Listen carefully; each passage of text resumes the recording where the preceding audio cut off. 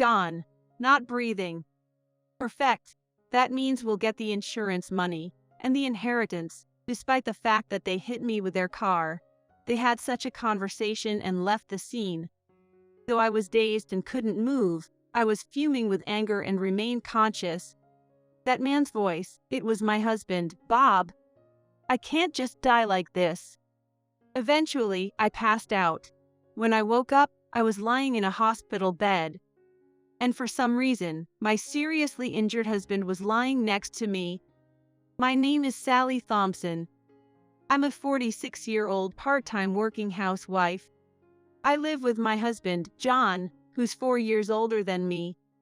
We have a daughter and a son, both of whom are married and have their own families. John is a businessman and CEO of his company. Though I have the esteemed title of CEO's wife, I wasn't into luxuries and wanted to work, so I took on a part-time job. My husband led a work-centric life, so we seldom had time just for us as a couple. Given his responsible position as CEO, I accepted that this was inevitable. One day, amidst these peaceful times, my father fell seriously ill and had to be hospitalized. My father lived in a town about 2 train stops away and shared his home with my younger brother and his wife. Dad was a public high school teacher, and after retiring, he continued working as a temporary staff member. Given that the hospital where my father was admitted was close to my place, and considering my younger brother and his wife had little kids, I took on the responsibility of visiting and caring for my father. My mother had passed away from an illness years ago, so the news of Dad's severe condition, considering he single-handedly raised my brother and me, was a shock. With both kids grown and independent, I had hoped Dad could finally have a relaxed retirement. How heartbreaking. My father's illness progressed rapidly, and he passed away just 3 months after being hospitalized. In his final moments, he told us with a smile that he wasn't lonely because Mom was waiting for him on the other side. Dad's funeral, while modest, saw many of his former students and colleagues come to pay their respects. My younger brother gracefully fulfilled his role as the chief mourner, and the portrait of our smiling father seemed to beam with pride at his son's strength. After the burial, I returned home in the car driven by my husband. Seeing me downcast, my husband tried to comfort me, saying, "Your dad must have been a great teacher. Everyone seemed to truly mourn his passing. Dad always worked so hard, both in his job and raising us. I can't believe he's gone so suddenly. I know, I hate to bring this up now, but I've got a business trip for the next 3 days. Will you be okay on your own?" "Thanks for worrying. I'll be fine. With the memorial service and other rituals coming up, I'll be busy. It'll help keep my mind off things. I'll do my best to get away from work for the memorial.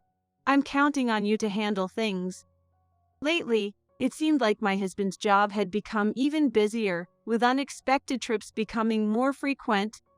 Sometimes he'd go straight from the office to his trip, and his secretary would even come by our house to pick up his luggage. That's how hectic things were.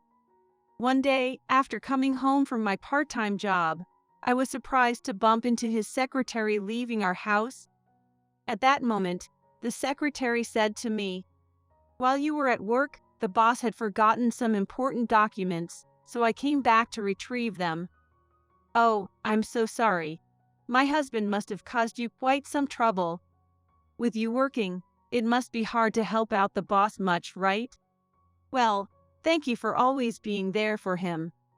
All I could do was express my gratitude, but I couldn't help noticing the secretary seemed quite displeased. I began to worry she might not think too highly of a boss who sends her on such errands. I felt the need to call my husband and caution him about it later. "You know, it's not right to use your employees for personal errands. If you let me know, I can handle it. Just give me a heads up next time." "Yeah, I forgot you were working too. I'll make sure of it next time." Sometime after that, following the 49-day memorial service for my father, the will regarding the inheritance was unsealed in the presence of a lawyer. My father, being a teacher, had a modest pension saved up. However, my late mother, who passed away earlier, was the only child of a wealthy family and had inherited a significant amount. The contents of my father's will stated that none of my mother's inheritance should be touched, and that my brother and I should equally inherit it.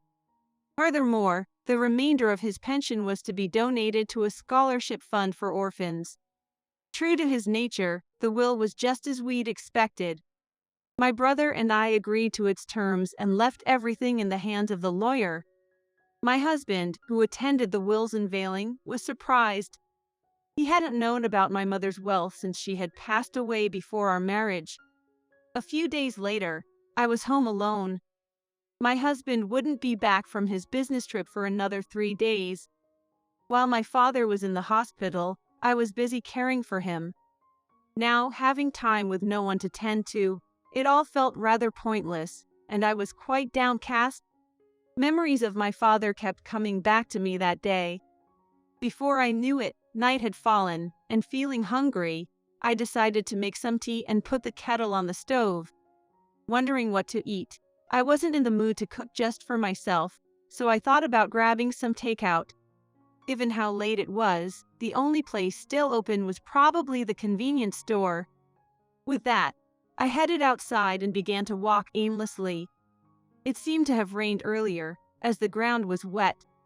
My bare feet and sandals felt cold every time they stepped into a puddle. In a few minutes, I reached the nearby convenience store. Careful not to slip with my wet sandals, I began selecting a ready meal. Entering the brightly lit store with its upbeat music and passing a few other shoppers, my previously foggy thoughts began to clear up. Then suddenly, a memory struck me like lightning. It was of myself, back at home putting the kettle on the stove. I couldn't help but shout out loud. Oh no, that's right. I left the stove on at home. I quickly paid for the ready meal I was holding and dashed out of the convenience store, heading home. How many minutes had it been since I left home? The kettle's water must have boiled by now. Could the overflowing water have put out the stove's flame, leaving the gas still spewing? Could the now empty kettle be overheating and catching fire? First, thinking I needed to call the gas company to shut off the gas, I continued walking while looking at my smartphone screen. Because of that, I didn't notice the car that was speeding towards me from nearby. The car didn't have its headlights on, so when I felt the impact, I couldn't see a thing. The sensation of being slammed to the ground and the intense pain took my breath away. I found myself face down, and through my blurring vision, I could see the wet road and the car's tires stopping beyond it. Then people got out and began running towards me. I thought, thank goodness, they're coming to help, but as I began to lose consciousness, I heard a chilling conversation between a man and a woman. He's not breathing. We did it. Perfect. The insurance money will come through, and we'll get the inheritance too. Listen, you head back home quickly. I'll take care of the car. Got it? Hey, make sure you don't leave anything in the car. I know. Please hold on to my purse for me. Having exchanged these words, the two of them left the scene. Feeling my breath growing shallow, I watched the receding car lights and listened to the fading sound of the car. I couldn't move, but anger kept my mind sharp. That man's voice. It was my husband. I can't just die like this. But who would find me, unable to move even a finger, lying on this dark road? As fear overcame me due to the chilling premonition, I faintly heard a voice from my still active smartphone. No way, I'm giving up. We're unclear on your request. Please provide your address. This is the customer service center for the gas company. I repeat, with all my might. I yelled at the screen of the smartphone hanging from my neck holder. Help, call an ambulance. Please stay on the line. I'm connecting you to emergency services. After that, I heard a voice from the fire department through my phone. Gasping for breath, I managed to reply, then blacked out. When I came to, I was in a hospital. Waking up felt awful. The room seemed to spin, and intense nausea hit me. It seemed like vomit was flowing out through a tube in my stomach, causing pain in my throat and back. Tears streamed down my face. Mom, you're awake. Are you okay? Mom, I heard the voices of my daughter and son. A wave of relief washed over me, realizing I was safe. That's right. What happened to my husband and that woman after that? Since I'm alive, they must be sensing danger. Also, I wonder what happened to our house with the stove left on.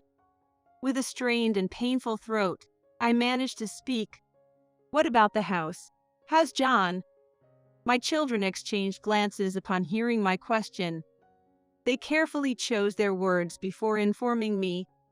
As I had feared, our house was completely destroyed in a fire. Oddly enough, my husband, who was supposed to be on a business trip, was in the house. He was rescued but is in critical condition. Around the same time they heard this news, they were informed that I was involved in an accident and undergoing emergency surgery. In the wake of their parents' calamities, my children were in a panic and rushed to be by our side. I said, critically injured from the fire. Heek, hee hee hee, ahaha. My sudden laughter left my children in shock. My husband had been transported to the same hospital and at the family's request, was placed in the bed next to mine. My in-laws were there with him, and hearing my laughter, they were startled and came over. My Mill asked, "What's going on? Has Sarah lost her mind?" My Phil scolded me. "Jason is in critical condition and can't even speak. What are you laughing at?" Seeing the angered in-laws, my children defended me, explaining that I too was still in serious condition. Upon hearing this, the in-laws understood, thinking I was deeply shocked and called for a doctor. Given my agitated state, the doctor administered a sedative, and I soon drifted back into sleep. While asleep, I had a dream. It was a dream of my father. He's trying to wake me up in the morning saying, "You're going to be late." Dad had always looked after me like this, filling the role of a mother. But I was so sleepy and just wanted to stay in bed when suddenly he shouted with a stern face, "Wake up, Sarah!" Startled, I jolted awake to see a familiar woman standing before me. It was definitely my husband's secretary.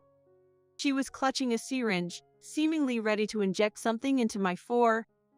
I quickly pulled out my fore and hit the nurse call button. "Stop it!" At my cry for help, my husband's secretary tried to flee but collided with a nurse who had rushed into the room, dropping the syringe on the floor. The scene erupted in chaos as the nurse called for backup and a doctor rushed in to examine me. After that, I was transferred to a private room in the ICU. Visits were prohibited, and I was questioned by the police. I testified as much as I could remember from the time of the accident. So I was treated as a victim of the incident, and police protection was provided during my hospital stay. Eventually, as my bruises and cuts healed, and it was expected that my fractured collarbone would fully recover with rest, I was moved to a regular room, and the police detail was removed. That's because my husband, the assailant, and his mistress, the secretary, were arrested. I learned about what happened during my stay in the private room from my younger brother, Mike, who came to visit. Firstly, the secretary who broke into my room claimed she had work-related matters for my husband. She then attempted to harm me as I lay in the adjacent bed. The secretary was taken away by the police after the hospital staff reported her, but she's been remaining silent. My husband, on the other hand, had severe burns on his throat, making it hard for him to breathe or talk. However, he recovered faster than I did and was arrested upon his discharge. He kept insisting that my testimony was baseless and untrue, but the police had surprising evidence up their sleeve. It was the recorded data from the customer service center of the gas company that I had called just before the accident.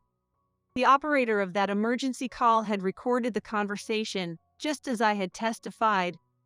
The car that presumably hit me was caught on a convenience store security camera and was found to be stolen. A gang involved in providing stolen vehicles for a fee was busted. And it seems they had connections with my husband and his secretary. Regarding the fire at our home, the kitchen was the most burnt area. It appeared that my negligence with fire was the cause. and it seemed my husband was just caught up in the fire, though our house was completely burned down. A bag containing the secretary's ID badge was found among the charred remains, proving the relationship between my husband and his secretary. My younger brother, Mike, was heartbroken that I faced such a tragedy soon after losing our father. Later on, my children came to visit, angry and mourning over their father's misdeeds. Eventually, once I fully recovered, I was discharged from the hospital and moved into a rental apartment that Mike had arranged for me. My in-laws came to visit me, apologized, and said they would pay for everything. According to them, my husband had been having an affair with his secretary, but when she pressured him to marry her, he tried to figure out a way to divorce me without paying alimony. That's when he hatched that horrifying plan. Additionally, my recent substantial inheritance seemed to have triggered his plot. He apparently saw it as an opportunity to secure both my wealth after my demise and a marriage with his mistress. However, my accidental mistake of leaving the kettle on the stove, which shouldn't have happened, ironically saved my life and exposed my husband's wicked scheme. The reason my husband, who was supposed to be on a business trip, was home was apparently to answer the home phone when the news of the accident came in, creating an alibi. Though his business trip was supposed to be for 3 days, he wrapped up work in just 1 day, spending the next 2 days with his mistress. I learned from my lawyer that it was then he conceived and executed this plan. During my hospital stay, I discovered my husband had taken out a hefty insurance policy on me, which fortunately covered all my hospital bills. Later on, I hired the attorney arranged by my in-laws and successfully divorced my incarcerated husband, claiming $120,000 in alimony. Pressured by his parents, my ex-husband liquidated all his assets and savings to pay me in one lump sum. I had no intention of forgiving his mistress, the secretary, so I demanded $50,000 for emotional distress and $40,000 in damages from her. Whether she can afford it or not, I intend to seize her assets if necessary to get paid. I have no plans to ever interact with my ex-husband again, but I do feel sorry for our kids who now have a criminal for a father. Though my physical wounds have healed, the emotional scars remain deep, so I plan to take some time off work and go on an extended trip.